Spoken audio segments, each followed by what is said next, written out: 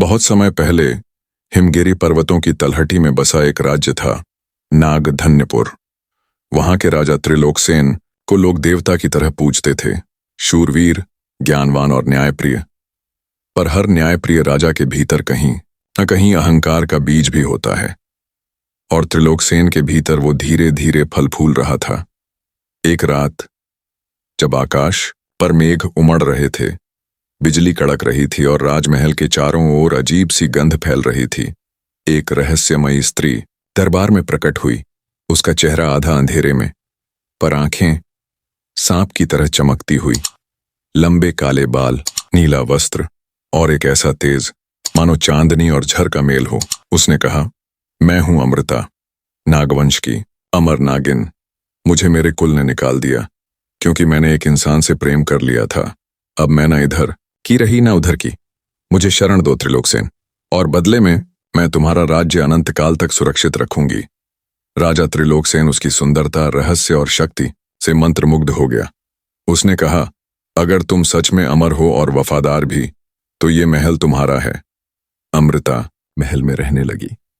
वो राजा की रक्षक बन गई, उसकी परछाई। राजा जब युद्ध में जाता, अमृता उसके आगे चलती। जब विरोधी राज्यों ने विषैले अस्त्र चलाए, अमृता ने अपने फनों से राजा को बचा लिया। धीरे धीरे राजा और अमृता एक दूसरे के इतने निकट आ गए कि दरबारी कानाफूसी करने लगे। पर राजा त्रिलोकसेन के लिए ये प्रेम नहीं था, ये था शक्ति का मोह।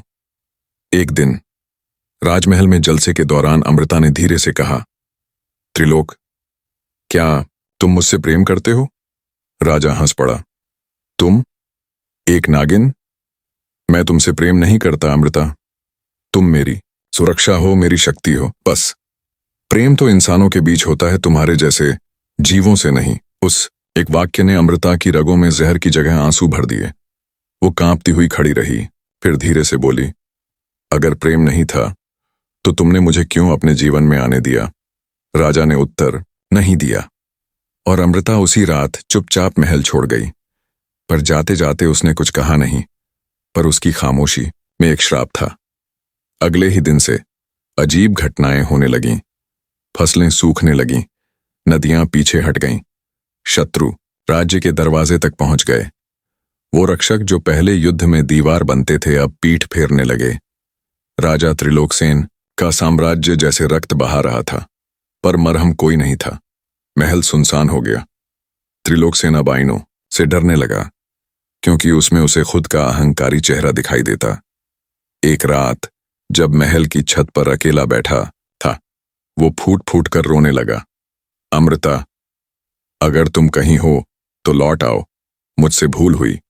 तुम्हारा प्रेम मेरी सबसे बड़ी ताकत था, पर मैं उसे पहचान न सका। तभी एक तूफान उठा। बादलों के बीच से एक आकृति उतरती दिखाई दी। अमृता, पर अब उसके चेहरे पर प्रेम नहीं, करुणा भी नहीं, बस शांत विष की तरह स्थिरता। त्रिलोकसेन, उसने कहा, तुम्हें आज पछतावा है, पर उस दिन मुझे सिर्फ तिरस्कार मिला था। राजा ने सिर झुका लिया। मैंने तुम्हें शक्ति समझा, आत्मा नहीं। तुम्हारा प्रेम अमर था, और मैं सिर्फ एक क्षणिक राजा, तुम्हें खोकर जाना। सच्चा प्रेम वो होता है जो तुम्हें न छोड़ता है, न शर्त रखता है। अमृता की आंखें पहली बार भीगी। उसने राजा की तरफ हाथ बढ़ाया और कहा, मैंने तुम्हें एक बार प्रेम दिया था, अब अंतिम बार मुक्ति देती हूं। उसने उसे गले लगाया और अपने विष से उसका जीवन समाप्त कर दिया। दर्द रहित, शांत। सदियों बाद नागधन्यपुर के खंडहरों में एक साधु ने दो मूर्तियां देखीं, एक राजा की और एक नागिन की, एक दूसरे के आलिंगन में।